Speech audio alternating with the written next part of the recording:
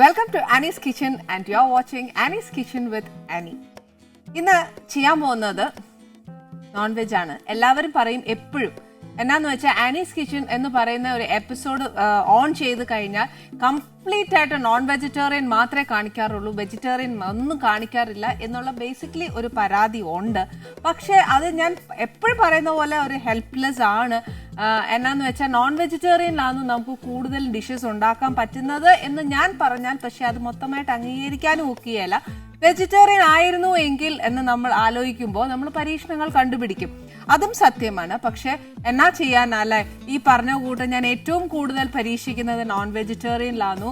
ഞാൻ ഉള്ള സത്യമാ പറയുന്നത്, അല്ലാതെ ഞാൻ ഈ പറഞ്ഞ പോലെ എന്നാ പറയാ ഒരു കഥ ഉണ്ടാക്കുന്ന ഒന്നുമല്ല. പിള്ളേർക്കാന്നേലും ഇഷ്ടം നോൺ വെജിറ്റേറിയൻ ആന്നു, അതുകൊണ്ട് ഞാൻ കൂടുതലും അതിൽ പരീക്ഷിക്കും. പിന്നെ വെജിറ്റേറിയൻ ആവുന്ന ഏറ്റവും കൂടുതൽ എന്നാ പറയുക നോമ്പ് കാലത്തൊക്കെ നമ്മൾ വെജിറ്റേറിയൻ എടുക്കാറുള്ളൂ. അന്നേരം ഈ പറഞ്ഞ പോലെ എന്നാ പറയുന്നത് അത്രയും ദിവസത്തേക്ക് നമ്മൾ ഇനിയിപ്പോൾ എന്നാ പരീക്ഷിക്കാനാന്നും പറഞ്ഞുകൊണ്ട് നമ്മൾ അധികം മെനക്കെടാറില്ല. പക്ഷെ ഈ പറഞ്ഞ പോലെ ഒരു വർഷത്തിൽ 365 ദിവസം ഉണ്ടെങ്കിൽ ആ 41 ദിവസം ഒഴിച്ചു കഴിഞ്ഞാൽ ബാക്കി എല്ലാ ദിവസവും മിക്കവരും ഈ പറഞ്ഞ പോലെ എന്നാ പറയാ നോൺ വെജിറ്റേറിയൻ ആ കഴിക്കുന്നത്. ഈ വെജിറ്റേറിയൻ സമയത്ത് കഴിഞ്ഞിട്ട് ഒരു നോൺ വെജിറ്റേറിയൻ കഴിക്കുമ്പോൾ ഉണ്ടാവുന്ന ഒരു വെപ്രാളവും എന്നാന്ന് പറയാൻ ഒക്കെയല്ല, നമുക്ക് അങ്ങ് കൊതിയാ അല്ലേ. അതുകൊണ്ട് ഞാൻ ബേസിക്കലി അതിനോടാണ് പരീക്ഷണം കൂടുതലും.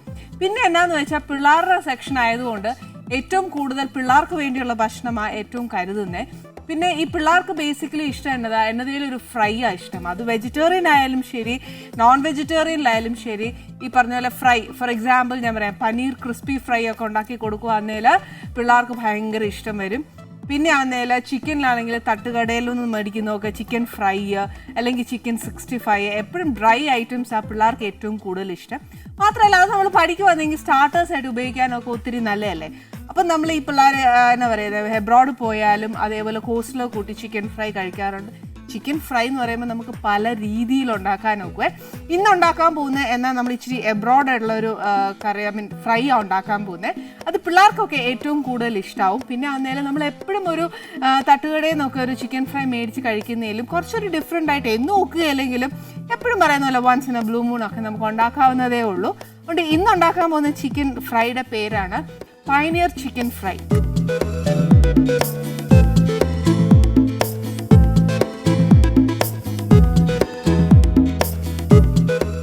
ഈ പേരൊന്നും കേട്ട് നമ്മൾ പേടിക്കേണ്ട കാര്യമൊന്നുമില്ല. ഇതിനകത്ത് ഒരുപാട് ഇൻഗ്രീഡിയൻസ് ഉണ്ടോ എന്ന് ചോദിച്ചാൽ അതുമില്ല, കുറച്ചൊക്കെ ഉള്ളൂ. ഇനിയിപ്പോൾ ഇതിന് വേണ്ടിയ സാധനങ്ങൾ എന്നാന്ന് വെച്ചാൽ ബേസിക്കലി ഉണ്ടാക്കുന്നത് അതിൻ്റെ ചിക്കൻ ലെഗ്സ് വെച്ചിട്ടാണ്. ഇനിയിപ്പോൾ എന്നല്ല ചിക്കൻ ലെഗ്സ് കിട്ടിയില്ലെങ്കിൽ നമ്മൾ ഇനിയിപ്പോൾ ആ ചിക്കൻ ഫ്രൈ ഉണ്ടാക്കാതിരിക്കാൻ ഒക്കുകയില്ല. അതുകൊണ്ട് പിള്ളേർക്ക് ഇഷ്ടമുള്ളത് മാക്സിമം നമ്മൾ ഉണ്ടാക്കി കൊടുക്കുക. അപ്പോൾ ഏറ്റവും കൂടുതൽ നമ്മൾ ഈ എന്നാ പറയുക പിള്ളേരുടെ കാര്യങ്ങളും നോക്കി എല്ലാം നോക്കി വരുമ്പം ഏറ്റവും കൂടുതൽ ഹെൽത്ത് നോക്കാത്തത് നമ്മൾ സ്ത്രീകളെ കുറേ അമ്മമാരുണ്ട്. ആ കഥ ഞാൻ പിന്നെ പറയാം. ഫസ്റ്റ് ഞാൻ ഇതിന് വേണ്ടിയ സാധനങ്ങൾ, അതായത് പയനിയർ ചിക്കൻ ഫ്രൈക്ക് വേണ്ടി സാധനങ്ങൾ എന്നാക്കിയാന്നുള്ളത് നോക്കാം. ഇതിപ്പോൾ ഒരു ചിക്കൻ നമ്മൾ എന്നാ പറയുക ചിക്കൻ ഫ്രൈ എടുക്കുമ്പോൾ ഉണ്ടാവുന്ന മുറിക്കുമ്പോഴത്തെ പീസസാണ് മുറിച്ചേക്കുന്നത്. കുറച്ച് ബേക്കിംഗ് പൗഡർ, കുറച്ച് മൈദ, പാപ്രിക്ക, ഇത് ഒണിയൻ പൗഡറാണ്, കുറച്ച് കുരുമുളക് പൊടി, ഇച്ചിരി ഉപ്പ്, കുറച്ച് കോൺഫ്ലവർ. ഈ ഒണിയൻ പൗഡർ എന്ന് പറയുമ്പോഴത്തേക്ക് ഇത് ശരിക്കും നമ്മളൊരു ഡ്രൈ ആയിട്ട് ചെയ്ത് അതിനെ വറുത്തെടുക്കുന്ന ഒരു ഇതായതുകൊണ്ട് ഒണിയൻ പൗഡർ ഇടുന്ന അതുകൊണ്ട് നമുക്ക് ഉള്ളി അരച്ച് ചേർക്കാവോ എന്ന് ചോദിച്ചാൽ ഒക്കുകയല്ല. പിന്നെ എന്നാന്ന് വെച്ചാൽ ഒരു കാര്യം കൂടെ ഒരു ഓപ്ഷൻ ഞാൻ തരാം. ഈ ഒണിയൻ പൗഡർ മേടിക്കാൻ കിട്ടുമ്പോൾ പല കമ്പനികൾക്കും പല രീതിയിലാണ് അതിൻ്റെ കളറും ടെക്സ്ചറും എല്ലാം വരുന്നത്. അതുകൊണ്ട് ഇതല്ല അത് അന്ന് ഞാൻ എപ്പിസോഡിൽ കണ്ടത് എന്ന് ഓർത്തിട്ട് ടെൻഷൻ ആക്കണ്ട. ഓരോ കമ്പനിക്കും ഓരോ ടെക്സ്ചറും ഓരോ കളറും ആയിരിക്കും. ഇത് നമുക്ക് ഈ ഒണിയൻ പൗഡർ എന്ന് പറയുന്ന ഒരു സാധനം സപ്പോസ് നമുക്ക് കിട്ടിയില്ല എന്ന് വെച്ചോ, അന്നേരം എന്നാ ചെയ്യണമെന്ന് വെച്ചാൽ നമ്മൾ ഈ ബിരിയാണിക്കൊക്കെ ഉള്ളി വറുക്കുകയല്ലേ, അന്നേരം നല്ലോണം ക്രിസ്പി ആയിട്ട് വറുത്തെടുത്തേച്ച് അത് കംപ്ലീറ്റ് അതിൻ്റെ എണ്ണ കംപ്ലീറ്റ് പോയി കഴിയുമ്പോൾ നല്ലോണം പൊടിച്ചെടുത്താൽ ഇൻ വൺ വേ അത് നമുക്ക് പരിഹരിക്കാൻ പറ്റും. അതായത് കംപ്ലീറ്റ്ലി ഒരു ഒണിയൻ പൗഡറിൻ്റെ കംപ്ലീറ്റ് കിട്ടും എന്നല്ല ഞാൻ പറയുന്നത്, ബട്ട് സ്റ്റിൽ ആ ഒരു ഫ്ലേവർ കിട്ടാൻ നല്ലതാണ്. ഒരു റോ ആയിട്ട് നമ്മൾ അരച്ച് ചേർക്കുന്നതിലും നല്ലത് ഒരു നല്ലൊരു ഫ്ലേവർ കിട്ടാനായിട്ട് ഇത് സഹായിക്കും. അപ്പോൾ അതുകൊണ്ട് കിട്ടിയില്ല എന്ന് പറഞ്ഞിട്ട് ആലോചിക്കേണ്ട. ഇതൊന്ന് ഉണ്ടാക്കണം എന്ന് തോന്നുവാന്നുവെങ്കിൽ കുറച്ച് ഉള്ളി വറുത്തേച്ച് അതൊന്ന് പൊടിച്ചെടുത്തേച്ചാൽ മതി. വറക്കുമ്പോൾ നല്ല ക്രിസ്പി ആയിരിക്കണം, അല്ലാതെ ഇങ്ങനെ എന്നാ പറയുക ഒന്ന് ബ്രൗൺ ആക്കിയിട്ട് എണ്ണ തീരെ ഒഴിക്കാതെ നമ്മളൊന്ന് ബ്രൗൺ ആക്കിയിട്ട് എടുത്തു കഴിഞ്ഞാൽ ആ ഉള്ളി ബേസിക്കലി ഇങ്ങനെ എന്നാ പറയുക അതൊരു ക്രിസ്പിനെസ് വരാത്ത രീതിയിൽ ചെയ്യരുത്. ക്രിസ്പി ആയിട്ട് തന്നെ വറക്കണം. വറുത്തെടുത്തേച്ച് അത് കംപ്ലീറ്റ് തണുത്ത് കഴിയുമ്പോൾ പൊടിച്ചെടുത്തോളൂ. ഇത് മാത്രമേ ഉള്ളൂ. ഇനി നെക്സ്റ്റ് എന്നാ ചെയ്യേണ്ടത് വെച്ചാൽ നമുക്ക് ഈ ചിക്കൻ ഒന്ന് പെരട്ടി വെക്കാൻ, അതായത് ബാറ്റർ ഉണ്ടാക്കണം. ഇതിനകത്ത് പെരട്ടി വെക്കൽ അങ്ങനത്തെ പരിപാടിയൊന്നുമില്ല. ഈ ബാറ്ററിനകത്ത് മുക്കിയേച്ച് ഫ്രൈ ചെയ്തെടുക്കുന്ന പരിപാടി മാത്രമേ ഉള്ളൂ. ഫസ്റ്റ് നമുക്കൊരു ബാറ്റർ ഉണ്ടാക്കാവേ. ഒരു ഇച്ചിരി ബേക്കിംഗ് പൗഡർ, പിന്നെ ഒരു ഇച്ചിരി മൈദ. മൈദയുടെ ഒക്കെ അളവ് എന്ന് പറയുന്നത് നമ്മൾ എത്ര ചിക്കനാണ് എടുത്തേക്കുന്നതെന്ന് വെച്ചാൽ അത് ഫുള്ള് കോട്ട് ചെയ്ത് വറക്കാനും വേണ്ടിയിട്ടുള്ള മൈദ എടുക്കണം. കുറച്ച് പാപ്രിക്ക,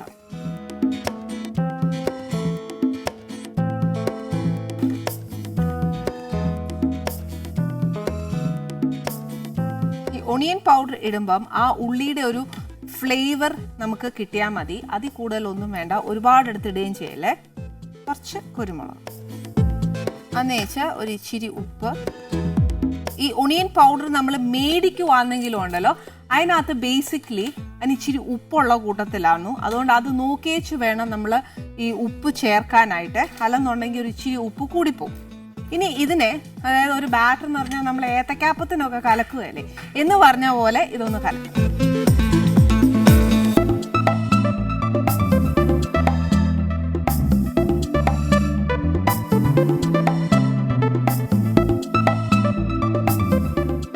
ഒത്തിരി ലൂസായി പോണ്ട, അത് ചിക്കനയിൽ കോട്ട് ചെയ്തിരിക്കണം. അതേപോലത്തെ ഒരു കൺസിസ്റ്റൻസി ആക്കി വെച്ചാൽ മതി.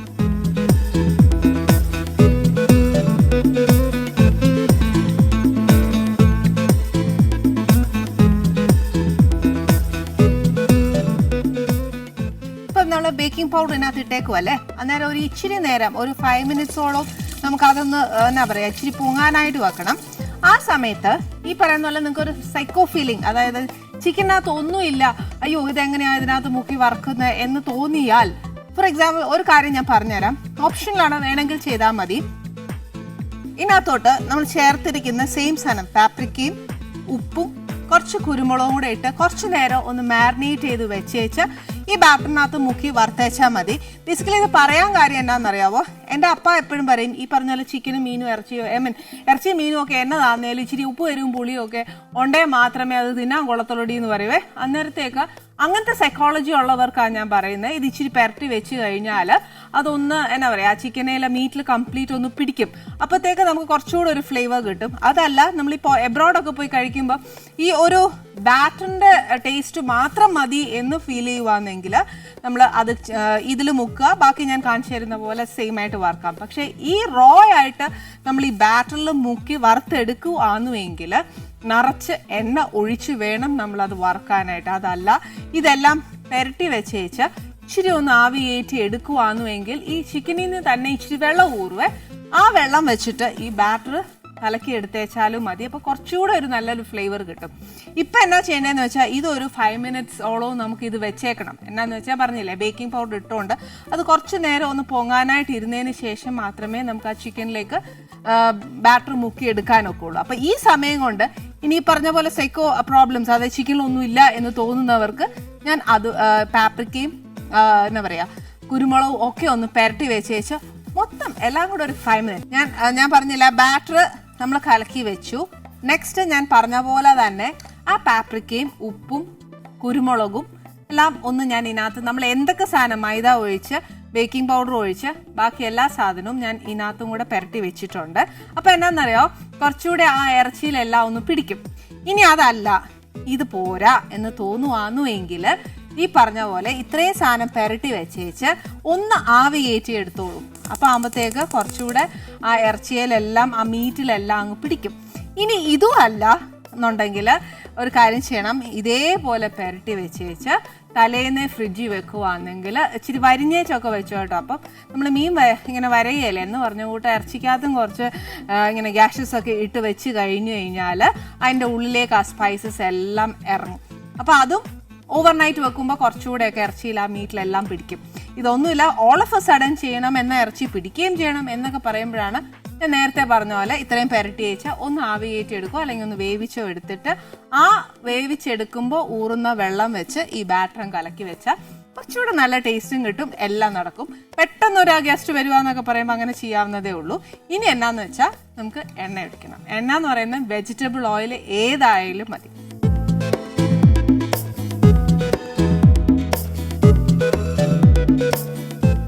നിറച്ച് എണ്ണ വേണം, അതായത് ആ നമ്മുടെ ചിക്കൻ ഒന്ന് നല്ലതായിട്ട് മുങ്ങി കിടന്ന് വറുത്ത് വരാനാണ്.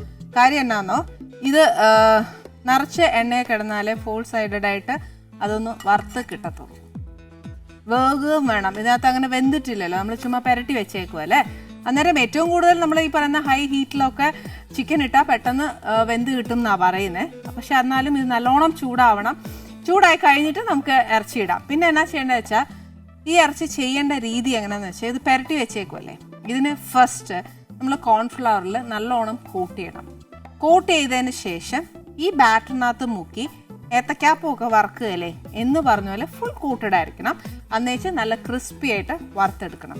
ഇത് എന്നാത്തിനാണ് ഉപയോഗിക്കുന്നത്? കോൺഫ്ലവർ ബേസിക്കലി ഉപയോഗിക്കുന്ന ഒരു ക്രിസ്പിനെസ് കിട്ടാൻ വേണ്ടിയിട്ടാണ് ചെയ്യുന്നത്. ഒന്നെങ്കിൽ ക്രിസ്പിനെസ് കൂടുതൽ വേണം എന്ന് തോന്നുവാന്നുവെങ്കിൽ ഫസ്റ്റ് കുറച്ചൊന്ന് ബാറ്ററിലൊന്ന് മുക്കി എടുത്തേച്ച് സെക്കൻഡ് കോൺഫ്ലവറിൽ കോട്ട് ചെയ്യുക. എല്ലാവർക്കും കഴിക്കാൻ പറ്റുന്ന ഒരു മീഡിയം ക്രിസ്പിനെസ് മതിയെന്നുണ്ടെങ്കിൽ ഫസ്റ്റ് ഇതിനകത്ത് പെരട്ടി വെച്ച് കോട്ട് ചെയ്തേച്ച് സെക്കൻഡ് ഇതിനകത്ത് നമ്മൾ ബാറ്ററിനകത്ത് പെരട്ടുക, സ്ട്രേറ്റ് ടു ദ ഓയിൽ. പക്ഷേ ഈ ബാറ്ററിനകത്ത് പെരട്ടിയതിന് ശേഷം നമ്മളിങ്ങനെ എടുക്കുമ്പോൾ അത് ഡ്രിപ്പ് ചെയ്യില്ലേ, ഈ ബാറ്ററി ഇങ്ങനെ ഡ്രിപ്പ് ചെയ്ത് ഫുൾ ഡ്രിപ്പ് ചെയ്ത് പോകണം. എന്നതിന് ശേഷം മാത്രമേ നമ്മൾ എണ്ണയിലേക്ക് ഇടാൻ പാടുള്ളൂ.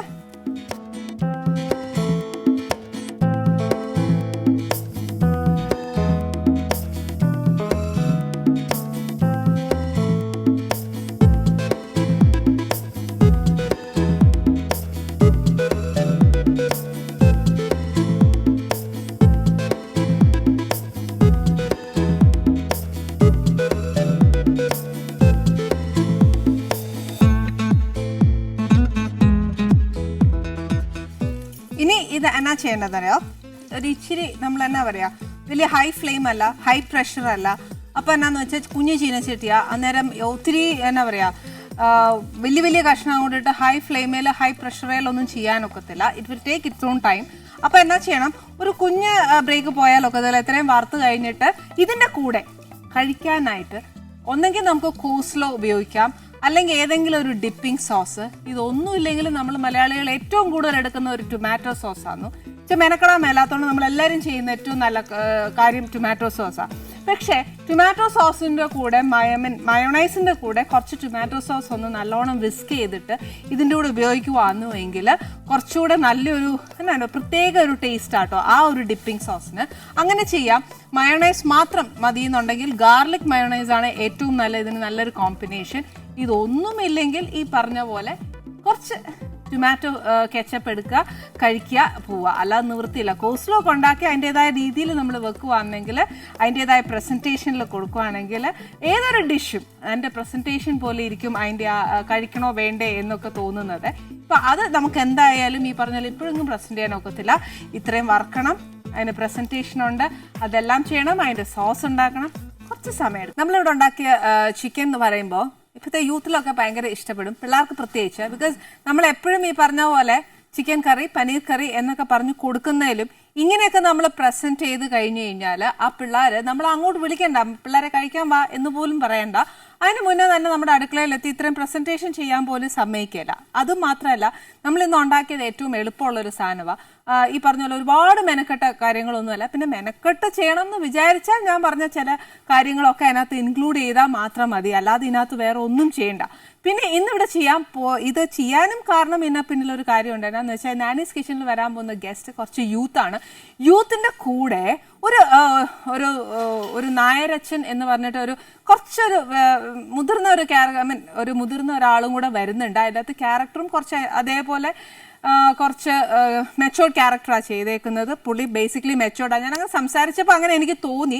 ഇപ്പം റിലീസായ കൈതോല ചാത്തൻ എന്ന് പറഞ്ഞ സിനിമയിലെ അതിനകത്തെ ആൾക്കാരെല്ലാവരും വരുന്നത് എന്നാ പറയാ, അതിനകത്തെ നായകൻ, അതിനകത്തെ നായിക, പിന്നെ നായരച്ചൻ എന്ന് പറഞ്ഞ ഞാൻ പറഞ്ഞ മെച്ചോർഡ് ക്യാരക്ടർ ചെയ്ത് ഇച്ചിരി പ്രായം ചെന്ന നമ്മൾ ഒരു കൊമേഡിയൻ, ഒരു ഭയങ്കര ഹ്യൂമറൊക്കെ വർക്ക് ചെയ്തിട്ടുണ്ട് അതിനകത്ത്. അതൊക്കെ നമുക്ക് ചോദിക്കണം. ആ വിശേഷമൊക്കെ നമസ്തേ നമസ്തേ നമസ്തേ.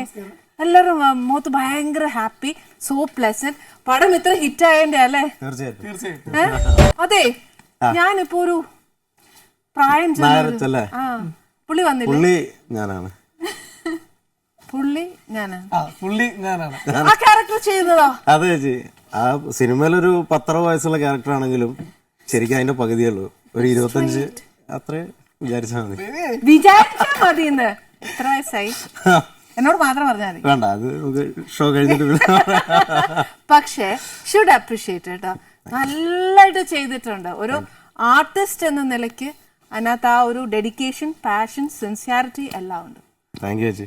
നന്നായിരിക്കട്ടെ. നമുക്ക് സിനിമയ്ക്ക് കിട്ടാവുന്ന ആദ്യത്തെ അംഗീകാരമാണ് ഇത് ചേച്ചിയുടെ. അയ്യോ തമ്പുരാനെ, ഇത് ഞാനല്ല, ശരിക്കും നമ്മുടെ പ്രേക്ഷകരൊക്കെ കണ്ടേച്ചും പറഞ്ഞതാ. ഇപ്പൊ ഞാൻ തന്നെ ഇത്രയും പറയുന്നുണ്ടെങ്കിൽ ആ ആൾക്കാർക്കും അതേപോലെ ഒരു തോന്നുന്നോണ്ടല്ലേ. ഞാനൊരു പ്രേക്ഷക നിലയിലല്ലേ ഞാനും കാണുന്നേ. അപ്പൊ നമ്മൾ ഒരാൾ നല്ലതായിട്ട് ചെയ്തു കഴിയുമ്പോ ഒരാളോട് അത് പറഞ്ഞു കഴിയുമ്പോ അവർക്ക് എന്നാ തൃപ്തിയാന്നറിയാവോ.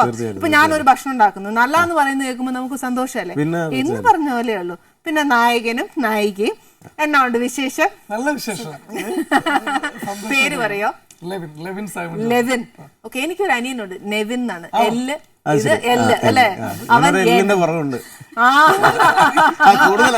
അല്ല, എല്ല് കൂടുതലാണോ തോന്നുന്നത്? അതോ കുറഞ്ഞിട്ട് അപ്പൻ അവർ എല്ല് കൊടുത്തതാണോ എന്ന് അറിയാൻ മേല. എന്നതായാലും പാവമുണ്ട്. നിങ്ങൾ ഇതിനെ ഇട്ട് കൊന്നു കാണും. എന്നെ പോലെ നിഷ്കളങ്കനായിട്ട് ഒരു ചെറുപ്പക്കാരൻ കുരിശി കയറ്റും. ഞാൻ എന്നാ ചെയ്യണം? പേരെന്നാ? അമൃത. അമൃത. ഇതിന് മുന്നേ വർക്ക് ചെയ്തിട്ടുണ്ട്? അത് ഫസ്റ്റ് ഫിലിമാണ്. ഓക്കെ, എങ്ങനെ ഉണ്ടായിരുന്നു അഭിനയം? എന്താ പറയാ, നല്ല എക്സ്പീരിയൻസ് ആയിരുന്നു. ഇവരെല്ലാരും കൂടെ ഒരുപാട് അങ്ങ് ഹെൽപ്പ് ചെയ്തു. അഭിനയിക്കാനോ? അല്ല, അഭിനയിക്കുമ്പോ കൂടെ നിന്ന് ഹെൽപ്പ് ചെയ്തു. Maximum encouragement. പിന്നെ പ്രദീപ് പറയണ്ട, പ്രദീപ് സ്റ്റേജ് പെർഫോമർ ആണ്. എത്രയോ സ്റ്റേജ് കണ്ട ആൾക്കാർ സ്റ്റേജ് ഫ്രൈറ്റ് ഉണ്ടാവില്ല. ഒരു ക്യാരക്ടറിലേക്ക് ഇറങ്ങാൻ വലിയ പാടില്ല. ഇല്ലാന്ന് ഞാൻ കുറച്ച് ടിപ്സ് ഒക്കെ പറഞ്ഞു കൊടുത്തു ഈ കുട്ടിക്ക്. അതെന്ത് ടിപ്സ്? അല്ല, അഭിനയത്തിന്റെ കുറച്ച് നല്ല ടിപ്സ് ആയിരുന്നു. അതെന്താ അമൃത ഇങ്ങനെ ടിപ്സ്? അതെന്താ?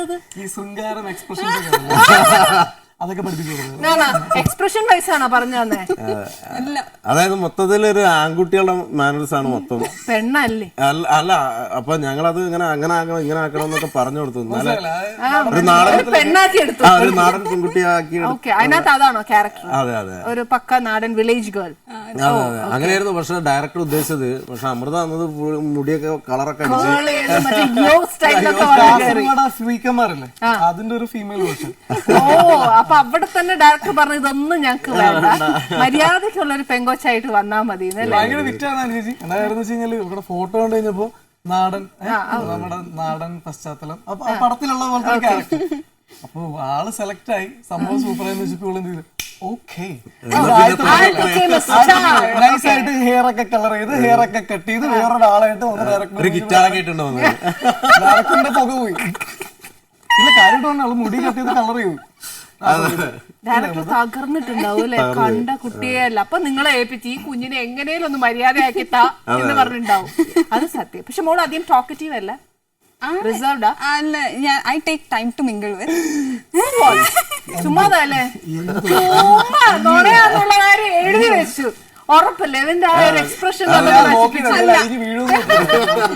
എന്നാ ഗുണ്ടടിച്ചേ നോക്കിയേ. അങ്ങനെ പിന്നെ പോയി, ഇവിടെയും പോയി. കഷ്ടം, കൊച്ചിനെ ഒരുപാട് ഇട്ട് നമ്മൾ വേദനിപ്പിക്കണ്ട.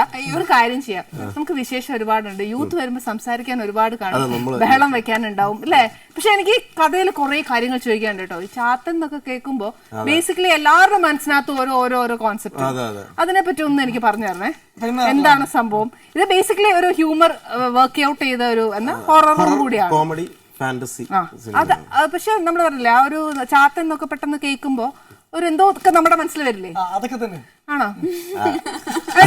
എന്നാലും നോക്കാം. എന്ന് വെച്ചാൽ എനിക്ക് സംശയം തീർന്നിട്ടില്ല, പടം കണ്ടിട്ട് സംശയം തീരുന്നില്ല. അപ്പൊ നിങ്ങൾ വന്നപ്പോ അത് നല്ലൊരു സമയം ചോദിക്കാൻ പറ്റുന്നത്. ഇത് എന്ന് പറഞ്ഞാൽ ഒരു നമുക്ക് അവിടെ പോവാം. ആ ഇരുന്ന് അല്ല അപ്പൊ ഇത് കഴിക്കണ്ടേ? എടുത്തോണ്ട് നോക്കാം. കാര്യം ഇതിനാണ് കാര്യമായിട്ട് വന്നത്. ധൈര്യമായിട്ട് വെക്കോളൂ. ഒക്കെ ഒന്ന് തന്നെയല്ലേ? ഞാൻ പിന്നെ എല്ലാം ഒരുപോലെ വെച്ചിട്ടുള്ളൂ. ഓക്കെ.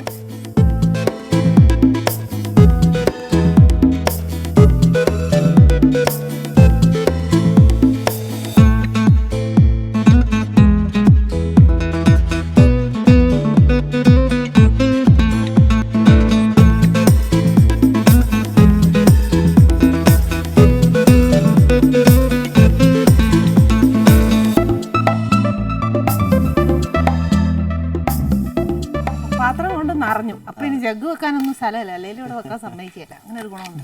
കൈ വീശി വരുന്നേക്കല്ല. ഓക്കെ, ഇനി വിശേഷം പറയാം. ആദ്യം സിനിമയുടെ വിശേഷം കേൾക്കണോ അതോ പേഴ്സണൽ ആയിട്ടുള്ള വിശേഷം കേൾക്കണോ? പക്ഷെ ഇതിനകത്ത് പ്രേക്ഷകർക്കുള്ള ഒരു കാര്യം പറയാനുണ്ട്. എന്താ അറിയോ, ആദ്യം ഒരു ചർച്ച തുടങ്ങുമ്പോൾ തന്നെ, ഒരു ഡിബേറ്റ് തുടങ്ങുമ്പോൾ 4 ജില്ലക്കാരാണ് ഇവിടെ ഉള്ളത്. ഒന്ന് അറിയാലോ, കാസർഗോഡ്, കൊച്ചി, കോഴിക്കോട്. കണ്ടല്ലോ, എന്നാ രസമായിരിക്കും. പക്ഷെ ഇന്ന് നമുക്കൊരു കാര്യം ചെയ്യാം. എന്നാന്നോ, ലെവനും ഞാനും വർത്താനം പറയുമ്പോ ഏതാണ്ട് ഒരുപോലെ ആയിപ്പോവും. പക്ഷെ നിങ്ങൾ നിങ്ങളുടെ ഭാഷ വർത്താനം പറയണം. കോഴിക്കോട് ഒരു സ്ലാങ് ഉണ്ട്. നമ്മളെന്ത് പറയാനാണ്, നിങ്ങൾ ഉണ്ടാക്കുന്ന സാധനമൊക്കെ ഉസ്താറാണ്. നമുക്ക് ഭയങ്കര ഇഷ്ടമാണ്. പക്ഷെ മോള് അതുപോലെ ചെയ്യണം. കാസർഗോഡ് ഭാഷ എന്താ?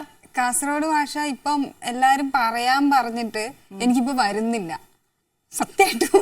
ഇനി ഒന്ന് പറഞ്ഞോട്. ചുമ്മാ പറഞ്ഞതല്ല. എന്താ സംഭവം പറയും. ആദ്യം ഇങ്ങനെയൊക്കെ പറയും, ഓട്ടോമാറ്റിക്കലി അതങ്ങ് അറിയത്തില്ല. അമ്മ പൈക്കിട് എന്നൊക്കെ പറഞ്ഞോളൂ. എന്നെക്കാളും നന്നായിട്ട് ചേട്ടൻ അല്ല പറയും. ശരിക്കും കേട്ടോ, ഞാൻ വിചാരിച്ചു നിങ്ങൾ അമൃതനെ മാക്സിമം ആ സെറ്റിൽ കൊന്നു. സത്യം. ഒരിക്കലും ഇല്ല. എനിക്കത് ഫീൽ ചെയ്യുന്നുണ്ട് സത്യം. ഇപ്പൊ ലെവൻ തന്നെ പറയാം, ചേച്ചി അതൊന്നും നോക്കണ്ട, ഗ്രാജുവലി അതങ്ങ് വന്നോളൂ. എനിക്കതെല്ലാം മനസ്സിലായി. ഈ കുഞ്ഞിന്റെ ഒരു അവസ്ഥ. ബട്ട് സ്റ്റിൽ അല്ലേ ഹാപ്പി. ഈ ഒരു എന്താ പറയാ ആ ഒരു എനർജിയും ഒരു സ്പോട്ടിനെസ് ഒക്കെ ഉണ്ടെങ്കിലല്ലേ നല്ല രസാ. മറ്റേ നമ്മളൊരു കളിയാക്കോ എന്തെങ്കിലും ചെയ്ത പുള്ളിക്ക് ഫീൽ ചെയ്ത് പോയാൽ പിന്നെ തീർന്നേ. അല്ല അങ്ങനെയൊന്നുമില്ല കേട്ടോ. അമൃതനെ സംബന്ധിച്ചിടത്തോളം അതൊക്കെ ഭയങ്കര പ്ലസ് പോയിന്റ്. മറ്റേ പറഞ്ഞിട്ട് കുഴപ്പമില്ലല്ലോ. അമൃതയുടെ ഏറ്റവും പ്ലസ് പോയിന്റ് ആയിട്ട് ഞാൻ കാണുന്നൊരു കാര്യമുണ്ട്. ചില പെൺപിള്ളേരുടെ ഒരു സ്വഭാവമൊക്കെ ഉണ്ട്. ഈ വേറെ നടിമാരൊക്കെ വന്നു കഴിഞ്ഞാല് അവരൊക്കെ വലിയ നടി, ഞാനും മോളിംഗ് ഒക്കെ ചെയ്യണം, അങ്ങോട്ട് പോവില്ല, അങ്ങനത്തെ കുറെ കാറ്റഗറീസ് ഒക്കെ ഉണ്ട്. ഞാന് ഈ ഇടയ്ക്ക് നമ്മുടെ അമ്മ റിഹേഴ്സലല്ലേ, ആ സമയത്ത് നമ്മുടെ സകല ആക്ടേഴ്സും കാര്യങ്ങളും എല്ലാവരും അവിടെ ഉണ്ടായിരുന്നു. ഞങ്ങൾ അവിടെ ഉണ്ട്, ഞങ്ങളുടെ പടത്തിന്റെ പ്രൊമോഷൻസിന്റെ കാര്യമായിട്ട് അവിടെ ഉണ്ട്. അപ്പൊ അവിടെ പരിചയക്കാരായിട്ടുള്ള കുറച്ച് ആക്ട്രസും കാര്യങ്ങളൊക്കെ ഉണ്ട്. ഞാൻ അവരോട് സംസാരിച്ചോണ്ടിരിക്കുക. അപ്പൊ അമൃത നൈസായിട്ട് വന്നിട്ട് അവിടെ വന്നിട്ട് അവര് ഭയങ്കര കമ്പനിയില്ല, അമൃതയുടെ ഭയങ്കര ബാല്യകാല സുഹൃത്തുക്കളാണല്ലോ. അവര് വന്ന് സെൽഫി ഒക്കെ എടുത്തിട്ട് ഭയങ്കര കമ്പനി ഉണ്ട്, സംസാരിക്കുന്നു, സെൽഫി എടുക്കുന്നു. അല്ലല്ല കേട്ടോ, സെൽഫി എടുക്കുന്നു. അപ്പൊ ഞാൻ നോക്കിയപ്പോ കൂടെ നിൽക്കുന്ന ഒരു നടിയാണ്, ഇപ്പത്തെ ഒരു നടിയാ, കൂടെ നിൽക്കുന്ന സെൽഫി എടുക്കുന്ന. അപ്പൊ കഴിഞ്ഞു കേട്ടോ. പോയി കഴിഞ്ഞിട്ട് കാറിന്റെ സൈഡിലേക്ക് പോയി. എന്നിട്ട് എന്റെ അടുത്ത് വന്നിട്ട് കാലം കൂടെ എന്നെ പരിചയപ്പെടുത്തണം. ഞാൻ പറഞ്ഞു, ഞാനോട് ഇത് നിനക്കറിയത്തില്ലേ? ഓ എനിക്കറിയത്തില്ല, എനിക്കറിയണമെന്നില്ല. അപ്പൊ ചിന്തിക്കണ എന്താന്ന് പറയാ, അവിടെ നിന്ന ആളുകളൊക്കെ ഇപ്പൊ ആ മീയ അതുപോലെ തന്നെ 2-3 ആളുകളൊക്കെ അവിടെ നിന്ന് വെച്ചാൽ അവർക്കൊക്കെ ഉള്ള ഭയങ്കര കാര്യം എന്ന് വെച്ച് കഴിഞ്ഞാല് എന്ത് നല്ല കുട്ടി, അവരെല്ലാരും പറഞ്ഞുകൊണ്ട് കിടക്കും, എന്ത് നല്ല കുട്ടി, എന്ത് നല്ല കുട്ടി. ആ ഒരു രീതിയിൽ ഭയങ്കര പ്ലസ്. പരിചയമില്ലാത്ത കുട്ടീനോടുള്ള ഫോട്ടോ ഫേസ്ബുക്കിൽ അന്ന് ഇടും ചെയ്ത് വിത്ത് മൈ ചങ്ക് എന്നൊക്കെ. ഇതൊക്കെ നിനക്ക് മാത്രം സാധിക്കുള്ളൂ.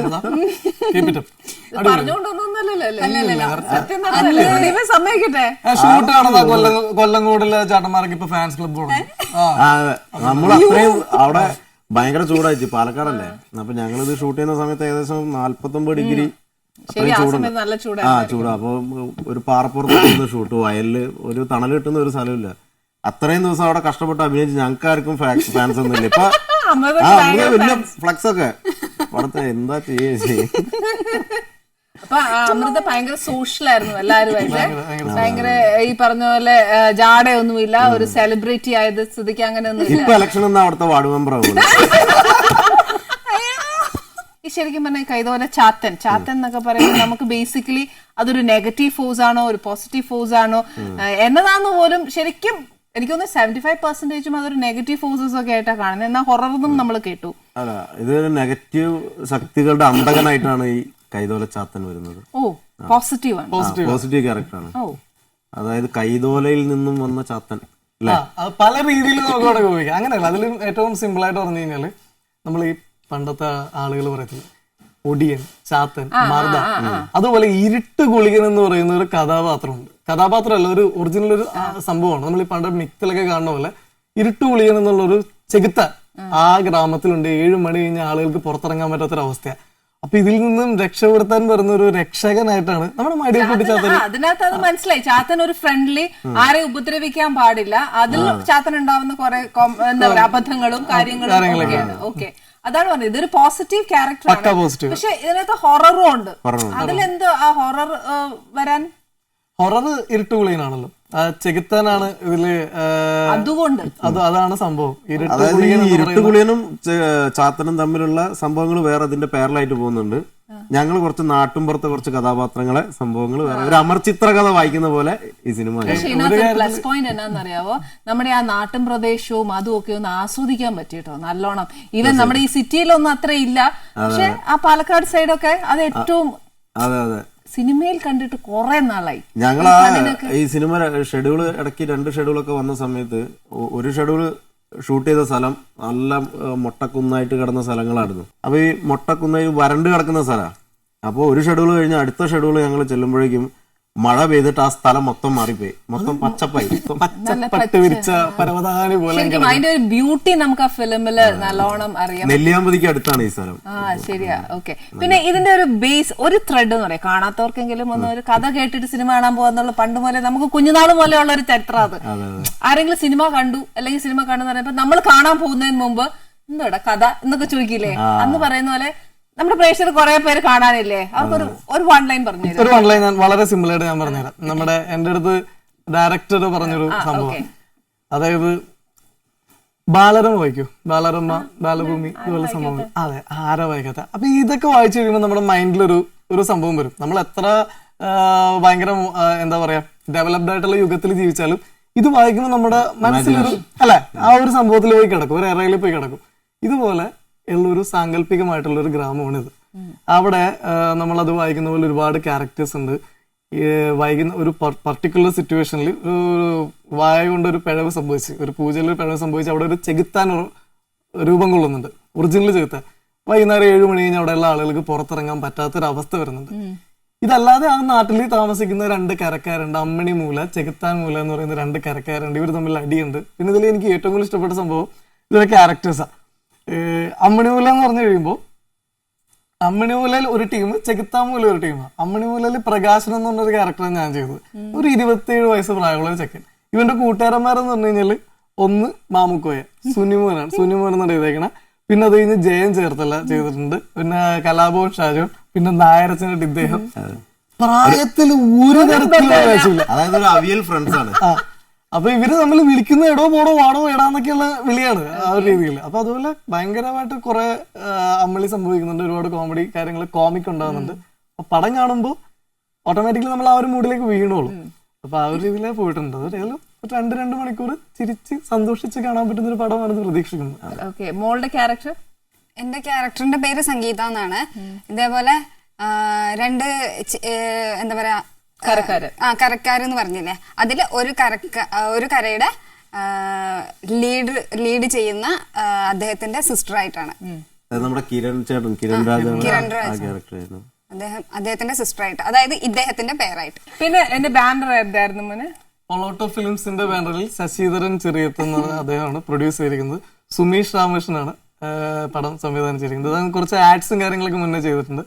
പടം ആദ്യമായിട്ടാണ്. പ്രദീപ് ശരിക്കും പറഞ്ഞ ക്യാരക്ടേഴ്സ് കൂടുതലും എനിക്കൊന്ന് സ്റ്റേജിൽ ഏറ്റവും കൂടുതൽ ചെയ്തിട്ടുണ്ട്. ഈ ക്യാരക്ടർ പ്രദീപിനോട് പറഞ്ഞപ്പം പ്രദീപിന്റെ റിയാക്ഷൻ എന്താ? അല്ല, ഞാൻ സത്യം പറഞ്ഞു കഴിഞ്ഞാല് ചാനലില് ഷോ ചെയ്യുമ്പോ അധികം ഈ പ്രായമുള്ള ക്യാരക്ടർ എനിക്ക് കിട്ടുക. ഈ നരടാത്ത ഒറ്റ കഥാപാത്രം ചെയ്യാൻ പറ്റിയില്ല. അപ്പൊ ഞാൻ വിചാരിച്ചു സിനിമയിലൊക്കെ കിട്ടുമ്പോൾ നമുക്ക് എന്തെങ്കിലും ഒരു മാറ്റം ഉണ്ടാവേക്കുന്നത്. ഈ ഡയറക്ടർ ഞാൻ മലബാർ ശൈലിയിലാണ് ഞങ്ങളെ കോമഡിയൊക്കെ വരുന്നത്. അപ്പൊ അതില് ഞാൻ ബോംബ് കോരി സുരേന്ദ്രൻ എന്ന് പറഞ്ഞിട്ട് ഒരു മലബാറിലൊക്കെ ഹിറ്റായ ഒരു ക്യാരക്ടർ ഉണ്ട്, ഒരു മിലിറ്ററിക്കാരനാണ്, ഭയങ്കര ബടായി പറയുന്നത്. അപ്പം അത് ഒരു പ്രായമുള്ള ക്യാരക്ടറാണ്.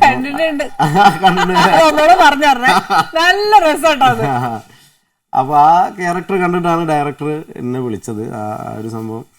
അപ്പൊ പറഞ്ഞു ഇങ്ങനെയാണ് ഒരു 60 വയസ്സുള്ള ഒരു ക്യാരക്ടറാണ്, നായരച്ചൻ എന്ന് പറഞ്ഞിട്ട് ഒരു ജന്മിയാണ്, ഇവരൊക്കെ സുഹൃത്താണ്. അപ്പോൾ അങ്ങനെയുള്ള ഒരു സംഭവം.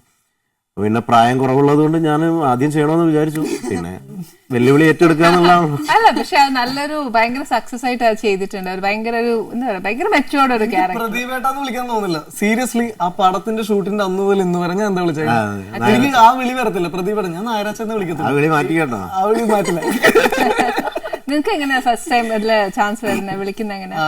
ഞാനൊരു ചാനലിൽ VJ ആയിരുന്നു, ഓക്കെ. ആങ്കറിങ് VJ ഒക്കെ ആയിട്ട് RJ അങ്ങനെ നിന്നായിരുന്നു. സിനിമ തന്നെ ആയിരുന്നു സ്വപ്നം. അപ്പൊ ഈ ഒരു രീതിയിൽ നിൽക്കുന്നുണ്ട്. അതിനുശേഷം അനുരാഗ് കരിക്കുമ്പോൾ എന്ന് പറഞ്ഞ പടത്തിൽ എന്റെ ഫ്രണ്ടാണ് ഡയറക്ടർ. അപ്പൊ അവൻ അതിൽ വിളിച്ചിട്ട് എന്റെ അടുത്ത് പറഞ്ഞു, വളരെ ചെറിയൊരു റോളാണ്, ആ ടൈറ്റിൽ സോങ്ങിൽ ഇതിലും വരുന്ന ഒരു റോളാണ്, നിങ്ങൾക്ക് ചെയ്യാൻ പറ്റുന്നത്. അത് ചെയ്തു. ശരിക്കും പറഞ്ഞാല് ആ പാട്ടിലാണ് പുള്ളി ആദ്യം കാണുന്നത്. സുമേഷ് ചേട്ടൻ എന്നെ ആദ്യം ജസ്റ്റ് ഒന്ന് കണ്ടു കഴിഞ്ഞപ്പോ പുള്ളിക്ക് എന്തോ മാനസം ഇഷ്ടപ്പെട്ടു. അങ്ങനെ വീട്ടിൽ പറഞ്ഞപ്പോ അവരുടെ വീട്ടിലെല്ലാവർക്കും എന്നെ അറിയാം, ചാനലൊക്കെ കാണുന്നതാണ്. അങ്ങനെ എന്നെ ചാനൽ വഴി കോണ്ടാക്ട് ചെയ്തു, ചെന്നു, കഥ കേട്ടു. ഭയങ്കര രസമായിരുന്നു. കഥ കേട്ടിട്ട് 3-ാമത്തെ ദിവസം ഷൂട്ട് തുടങ്ങി. Very good. അപ്പൊ അത് ഭയങ്കര ഭാഗ്യവും ഹാപ്പിയും. സന്തോഷല്ലേ അത് കളക മോള്? ഞാൻ ഇതെന്റെ ഫസ്റ്റ് ഫിലിമാണ്. ഇതിന് മുന്നേ ഞാൻ കുറച്ച് ഷോർട്ട് ഫിലിംസും ആൽബംസും ചെയ്തിട്ടുണ്ട്. അപ്പൊ തൃശ്ശൂർ വെച്ച് ചെയ്ത ഒരു ആൽബം ജിന്ന് എന്ന് പറഞ്ഞിട്ട് അതിന്റെ ഡയറക്ടർ മിസ്റ്റർ അഖിൽ കടവൂർ, അദ്ദേഹമാണ് എന്നെ ഈ മൂവിയിലേക്ക് സജസ്റ്റ് ചെയ്യുന്നത്. ഫോട്ടോസ് ഒക്കെ അയച്ചു കൊടുത്തു.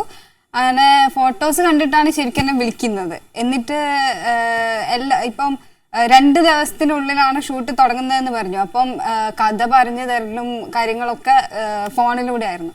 എന്നിട്ട് ഒക്കെ പൂജയ്ക്ക് വരാൻ പറഞ്ഞു. അങ്ങനെ എന്താ പറയാ 2 ദിവസത്തിനുള്ളിൽ ഇവിടെ പറഞ്ഞ പോലെ തന്നെ 2 ദിവസത്തിനുള്ളിൽ ഷൂട്ട് തുടങ്ങി. ശരിക്കും പറഞ്ഞാൽ ഭയങ്കര ലക്കായിരുന്നു.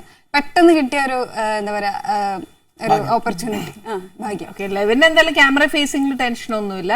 പക്ഷെ മോക്ക് ഈ പറഞ്ഞ പോലെ ക്യാമറ ഫേസിങ് അങ്ങനെ വല്ല പേടിയോ അങ്ങനെ ചെറുതായിട്ട്. പക്ഷെ ഇവരൊക്കെ ഹെൽപ്പ് ചെയ്യാനുള്ള ഉണ്ടായതുകൊണ്ട് കുഴപ്പമുണ്ടായിരുന്നില്ല. പ്രദീപ് ശരിക്കും ഒരു റേഡിയോ ജോക്കി അല്ലേ? അത് ഗുഡ് എക്സ്പീരിയൻസസ് എന്തൊക്കെയായിരുന്നു? അത് ഞാനൊരു 5 കൊല്ലത്തോളം കോഴിക്കോട് FM RJ ആയിട്ടുണ്ടായി. അപ്പോഴും സിനിമ തന്നെയാണ് നമ്മളെ എയിം. അപ്പോ അതൊരു സത്യം പറഞ്ഞാലൊരു കിണറിൽ പെട്ട മാതിരത്തെ അവസ്ഥയാണല്ലോ. അങ്ങനെയല്ല, മീൻസ് നമുക്ക് പുറത്തേക്ക് ഒന്നും പോകാൻ പറ്റില്ല. ലൈവ് എന്ന് പറയുമ്പോൾ നമ്മൾ ആ സമയത്ത് അതിനുള്ളിൽ തന്നെ ആയിപ്പോയി. അപ്പൊ ഒരു 5 വർഷത്തോളം എനിക്ക് സ്റ്റേജുമായിട്ടോ വേറെ ആയിട്ടോ ഒന്നും ഒരു ബന്ധമില്ലാതെ പോയി. അപ്പൊ പിന്നെ എനിക്ക് തന്നെ തോന്നി അതൊന്ന് മാറണം എന്ന് വിചാരിച്ചു. അങ്ങനെ പിന്നെ നമ്മളെ സുഹൃത്തുക്കളാണ് ഇപ്പൊ ഹരീഷ് കണാരൻ, നിർമ്മല്, ദേവരാജ്, സിറാജ്, കബീർക്ക്, അങ്ങനെ കുറെ ആൾക്കാരുണ്ട്. അപ്പൊ ഇവരൊക്കെ കൂടെ അങ്ങനെ ഒരു റിയാലിറ്റി ഷോപ്പിലേക്ക് പ്രദീപ് വർക്ക് ചെയ്യുന്ന സമയത്ത് ഇവര് വിളിച്ചതാണോ? ഞങ്ങളല്ല, ആദ്യം ഞങ്ങൾ എല്ലാരും ഈ സ്റ്റേജ് ഷോ ആയിട്ട് പോകുന്നു. ഞാൻ RJ എന്ന സമയത്ത് തന്നെ സ്റ്റേജ് ഷോക്ക് ഒരുമിച്ച് പോയിക്കൊണ്ട് നോക്കാം.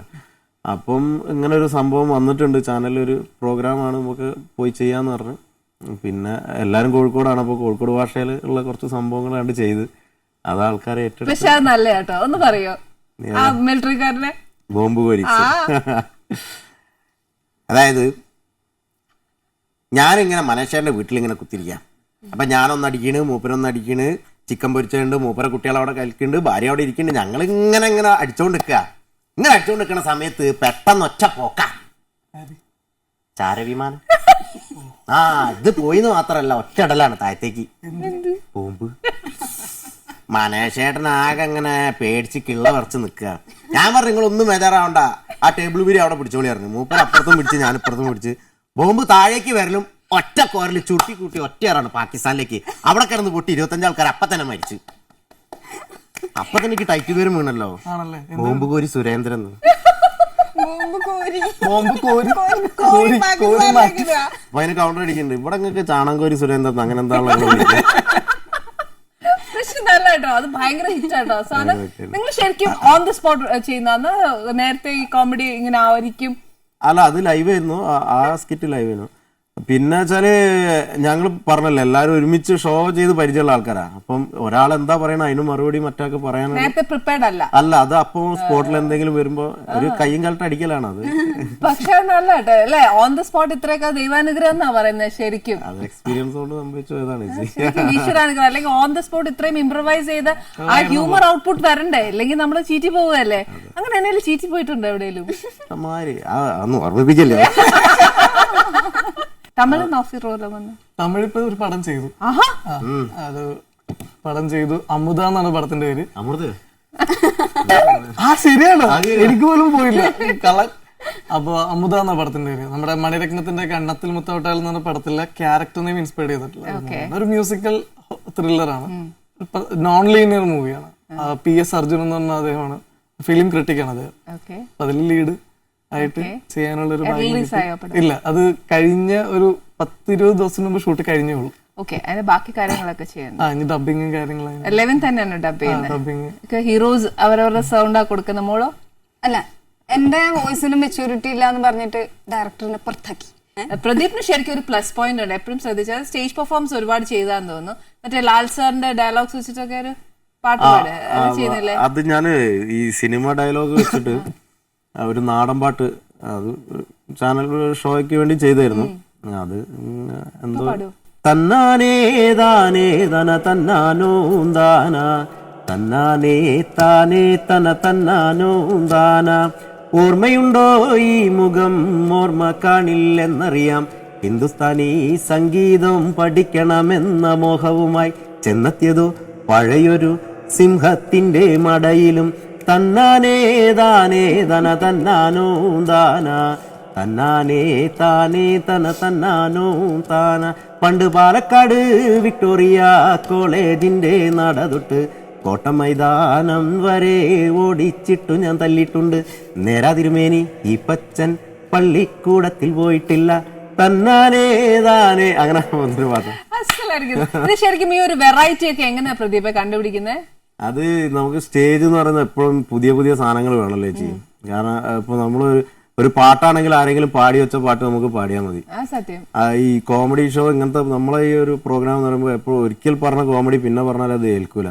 അപ്പൊ എപ്പോഴും പുതിയ പുതിയ സാധനങ്ങൾ ഇറക്കിക്കൊണ്ടിരുന്നാലേ ഒരു ടെൻഷൻ ഉണ്ടാവില്ലേ പുതിയ സാധനങ്ങളൊക്കെ ഇറക്കുമ്പോഴത്തേക്ക് അതിന്റെ ഒരു ഔട്ട്പുട്ട് എങ്ങനെ ആയിരിക്കും, ഓഡിയൻസ് എങ്ങനെ അത് എടുക്കും എന്നുള്ളത്? അതെ, അതിനാണ് നമുക്ക് മഴക്കാലം. അതായത് നമ്മൾ ഈ സീസൺ ഔട്ടാവുന്ന സമയത്താണ് ഇങ്ങനെയുള്ള സംഭവങ്ങളൊക്കെ ഉണ്ടാക്കുക. ഞാൻ പെട്ടെന്ന് സീരിയസ് ആയി അതിനാണ് നമുക്ക് മഴക്കാലം ഒരു ബന്ധമില്ലാന്ന് പറഞ്ഞാൽ അതിനാണ് നമുക്ക് മഴക്കാലം. ഇതിന്റെ എന്റെ ചോക്ക് ഒരു ഇച്ചിരി കുഴപ്പം തോന്നുന്നുണ്ട്, പെട്ടെന്ന് നമുക്കൊന്നും കത്തുന്നില്ല. അതാ പിന്നെ ഈ പ്രദീപിന് ഇപ്പൊ ഫിലിമില് ക്യാരക്ടർ ചെയ്തു, അല്ല സ്റ്റേജ് പെർഫോമൻസ് ചെയ്യുന്നു, റേഡിയോ ജോക്ക് ചെയ്യാന്നു. ഏറ്റവും കൂടുതൽ ഫിലിമിൽ കോൺസെൻട്രേറ്റ് ചെയ്യാനോ ഇഷ്ടം അത് സ്റ്റേജിൽ ചെയ്യാനൊക്കെ ഇഷ്ടം? അല്ല, സിനിമയാണ് എപ്പോഴും നമ്മളെ അവസാനത്തെ വാക്ക് ഇഷ്ടം ചെയ്യാൻ. ഓക്കെ, ലെവിനോ ആസ് എ ഹീറോ? അൾട്ടിമേറ്റ്ലി ലൈഫിലെ ഏറ്റവും വലിയൊരു ഡ്രീമും സ്വപ്നവും ആഗ്രഹവും ഒക്കെ ആയിരുന്നു. അപ്പോ അത് തന്നെയാണ്, അതിന് വേണ്ടിയിട്ടുള്ള കുറുക്ക് വഴിയായിരുന്നു. കണ്ണിങ് ചോദ്യം ചോദിക്കട്ടെ, ഇപ്പൊ ലെവിൻ ഒരു ഹീറോ ആയിട്ട് വന്നു, അതല്ലാതെ ഒരു നല്ലൊരു ക്യാരക്ടർ വന്നു, ആ പടത്തിൽ ഒരു ഹീറോ ഉണ്ട്, but you having A very good character, അങ്ങനെ ഒരു ക്യാരക്ടർ തന്നാ ചെയ്യൂ? ഒബ്വിയസ്ലി ചെയ്യും, ഡൗട്ട് ഇല്ലാത്ത കാര്യമാണ്. കാരണം അതുകൊണ്ടല്ല ആദ്യം ഈ ഒരു വഴിയിലേക്ക് എത്തിപ്പോ. കാരണം വീട്ടിൽ ആരുമില്ല, ഐ മീൻ ഈ ഒരു ഇൻഡസ്ട്രിയിൽ ആരുമില്ല, ഒന്നുമില്ല, നമ്മളായിട്ട് തന്നെ വരണം. അപ്പൊ അതുകൊണ്ടാണ് ആദ്യം റേഡിയോ ജോക്കി ആയിട്ട് കയറി, പിന്നെ VJ ആയിട്ട് വന്നു, പിന്നെ കുറച്ചാൾ ഇങ്ങനെ നിന്നു, ആളുകളുടെ ഇഷ്ടമൊക്കെ കുറച്ച് കെട്ടിക്കഴിഞ്ഞപ്പോൾ എന്റെ ഫ്രണ്ട് ഖാലിദ് റഹ്മാൻ, അനുരാഗിരിക്കുമ്പോഴത്തിൽ അവൻ എനിക്ക് വളരെ കൊച്ചൊരു ക്യാരക്ടർ ആണത്. പക്ഷെ അത് ചെയ്തപ്പോ സത്യത്തിലും മനസ്സിലുണ്ടായിരുന്നു ഞാൻ ചെയ്യുന്നത് വളരെ ചെറുതെന്ന് എനിക്ക് 100% അറിയാം. പക്ഷെ ഞാൻ ചെയ്തപ്പോൾ ദൈവത്തോട് പ്രാർത്ഥിച്ചും ചെയ്തത് എന്നെ മാത്രം കാണണേ ആരെങ്കിലും, വേറെ ഒന്നുമല്ല ഇങ്ങനെ ചെയ്യുന്ന സമയത്ത്. കാരണം ഇത്രയും പോയി കിടക്കുന്നത് ഫോക്കസ് ഔട്ടിൽ കിടക്കുക, ആരെങ്കിലും ഒരാൾ, ഏതെങ്കിലും ഒരാൾ ഇതൊന്ന് ജസ്റ്റ് ഒന്ന് കാണണേ എന്ന് മാത്രം. കാരണം പരിചയമുള്ള ആരെങ്കിലും, ഡയറക്ടേഴ്സ് ഒന്നുമല്ല. കണ്ണിങ് ചോദ്യം ചോദിക്കാൻ കാര്യം എന്താ വെച്ചാൽ ഇപ്പൊ ലെവൻ ഒരു ഹീറോ ആണ്, നെക്സ്റ്റ് ഒരു പടത്തിൽ ഹീറോ ഉണ്ട്, ബട്ട് ഒരു നല്ലൊരു ക്യാരക്ടറാണ് ലെവന് കിട്ടുന്നത്. അപ്പൊ you won't be act as an actor or ഒരു ഹീറോ, അങ്ങനെ ഒരു ചതിയ ചോദിച്ചത്? അത് ഡൗട്ടില്ല, ഞാൻ ചെയ്യും. കാരണം എന്റെ ഈ കൈതോലച്ചാത്തൻ എന്ന് പറയുന്ന ഈ പടത്തിലെ ഡയറക്ടർ ഇതിലെ സ്ക്രിപ്റ്റ് വായിച്ചപ്പോ എനിക്കത് തോന്നി. എന്താന്ന് വെച്ചാല് ഓരോരുത്തർക്കും അവരുടേതായിട്ടുള്ള സംഭവങ്ങളുണ്ട്, എല്ലാത്തിലും ഓരോ ക്യാരക്ടേഴ്സ് പുള്ളി എഴുതുമ്പോൾ അത് മോൾഡ് ചെയ്തിട്ട് എഴുതുന്നത്. ഏതൊരു ഡയറക്ടർ ആയാലും അത്രയും ചെയ്യും. അപ്പൊ നമ്മൾ അതിൽ 100% വിശ്വസിച്ച് 100% നീതി പുലർത്തി അത് ചെയ്തു കഴിഞ്ഞാൽ അത് നല്ലതാ. എനിക്കങ്ങനെ ഇതിൽ തന്നെ നിൽക്കണം, ഇതിൽ മാത്രമേ ചെയ്യൂ, അങ്ങനെ ഒന്നുമില്ല.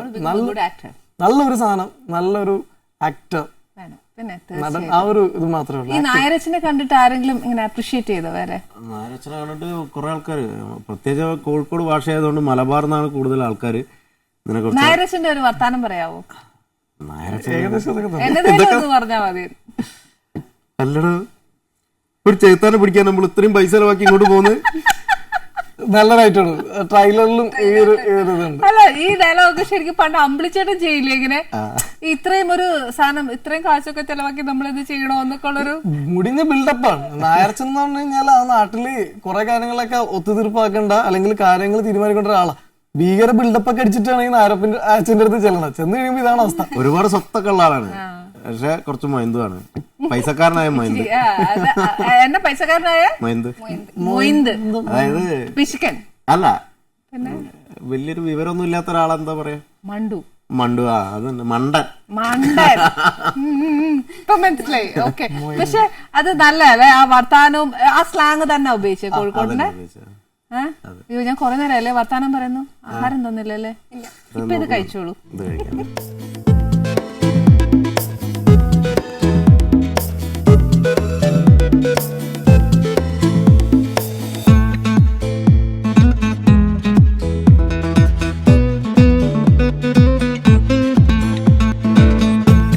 ലെവന്റെ വീട്ടിൽ ആരൊക്കെയുണ്ട് മോനെ?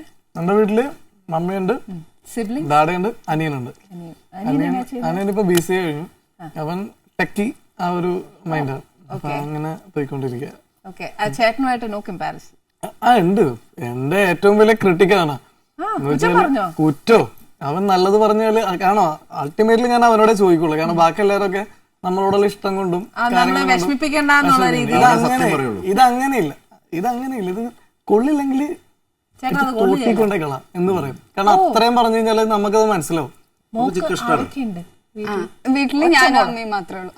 അച്ഛൻ ഓക്കെ, ഒരു മോളേ ഉള്ളൂ അമ്മ. ഓ അത് ശരി. അപ്പൊ അമ്മ എന്നാ പറഞ്ഞു സിനിമ കണ്ടേച്ച്? അമ്മയ്ക്ക് ശരിക്കും നാട്ടിൽ അങ്ങനെ വലിയ അറിയപ്പെടുന്ന ഒരാളൊന്നും ആയിരുന്നില്ല. പക്ഷെ ഫിലിം കഴിഞ്ഞ് എല്ലാരും കണ്ടേ പിന്നെ അമൃതയുടെ അമ്മയല്ലേ എന്നൊക്കെ ചോദിച്ചു. ഓക്കെ, പ്രദീപിന്റെ ഫാമിലിയെ കുറിച്ച് പറഞ്ഞില്ല. ഫാമിലിയെ കുറിച്ച് വൈഫ്, മോള്, ഒരു 6 വയസ്സുള്ള ഒരു മോളുണ്ട്. പേര് ഇഷിക. പേര് പറഞ്ഞില്ല, ഭയങ്കര പ്രശ്നമാണ്. എന്റെ പേര് പറഞ്ഞില്ലല്ലോ എന്ന് നോക്കി അവിടെ ചെന്നാല്. വൈഫ് സോണിയ. ഞങ്ങൾ 3 പേരാണ് ഇപ്പോൾ ഉള്ളത്. പിന്നെ മിമിക്രി കൊണ്ട് ഒരു വീടൊക്കെ ഉണ്ടാക്കി. പുള്ളിക്കാരൻ ചില ഇത് ശബ്ദങ്ങൾ ഇമിറ്റേറ്റ് ചെയ്യും. ഭീകര കേട്ടിട്ടില്ലല്ലോ ചേച്ചി? അല്ല, ഐ മീൻ ക്ലോസ് ഇനഫ് എന്നൊക്കെ പറയത്തില്ല. ചില ആക്ടർമാരുടെ ശബ്ദം എല്ലാ മിമിക്രി താരങ്ങളും ഇമിറ്റേറ്റ് ചെയ്യാറുണ്ട്. പക്ഷെ പുള്ളി ഇമിറ്റേറ്റ് ചെയ്യുന്ന ചില സാധനങ്ങൾ ഭയങ്കര രസമാണ്. തോന്നിയത് ബാബുരാജ്. എടുക്കരുത് എന്നാണ് എന്നോട് എന്റെ നാട്ടുകാർ പറഞ്ഞത്. സ്ഥിരമായിട്ട് അതാണ് എടുക്കല്. ഒന്ന് കേൾക്കുക, ഒന്ന് പറയോ, ഒരു വർത്താനം മതി. ഞാൻ നമ്മുടെ SBIയിലെ മേനോ സാറിന്റെ വീട്ടിലായിരുന്നല്ലോ ആദ്യം. മേനോ സാറിന്റെ മകളെ കാളിദാസൻ സാറ് പെണ്ണാണാൻ വന്നു. നമ്മുടെ കാളിദാസൻ സാറ് മെനഞ്ഞാന്ന് സാറ് വരുമെന്ന് കരുതി നല്ല പുളിയിലിട്ട ചുട്ടമീൻ, ഇന്നലെ നാടൻ കോഴിക്കറി ഒക്കെ ഉണ്ടാക്കി വെച്ചു. എന്നിട്ട് എന്തുട്ടാ ഒക്കെ ഞാൻ തന്നെ തിന്നിർത്തു. ഒന്ന് വിളിക്കാനായിട്ട് സാറിനൊരു മൊബൈൽ വാങ്ങിയാലെന്താ?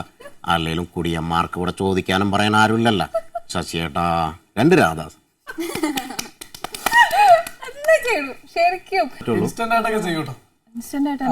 ഇൻസ്റ്റന്റ് ആയിട്ട് ഞാൻ ചെയ്യുന്ന ഒരു നടനുണ്ട്. അദ്ദേഹത്തിന്റെ പേര് ഞാൻ പറയുന്നില്ല. അത് ഒരു ചെറിയൊരു ഇപ്പൊ തുടങ്ങിയിട്ടേ ഉള്ളു പഠിക്കും. നല്ലായിരുന്നു വെച്ച്, അടിപൊളിയായിരുന്നു. എന്റെ പേര് ലവിൻ. ലവിൻ വിളിക്കുന്നവരുണ്ട്. പക്ഷെ ലവിൻ